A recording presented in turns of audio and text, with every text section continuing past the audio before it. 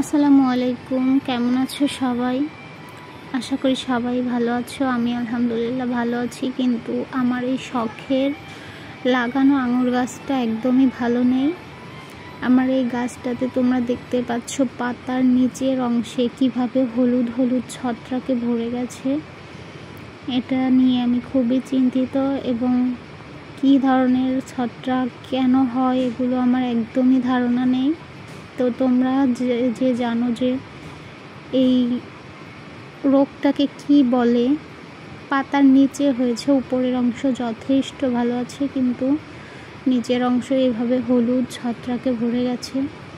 তো উপরের পাতাগুলো দেখতেই পাচ্ছ কত সুন্দর চকচকা এখনও রয়েছে, বাট নিচের অংশে যে হলুদ হলুদ ভাব এসেছে, এগুলো কেন হয়েছে এবং কী ধরনের কীটনাশক এতে ব্যবহার করতে হবে, গাছের কী ধরনের পুষ্টির অভাবে এটা হয়, এগুলো অবশ্যই যারা জানো কমেন্ট করে জানাবা, এবং কীটনাশকের নামটাও বলে দিও। ধন্যবাদ।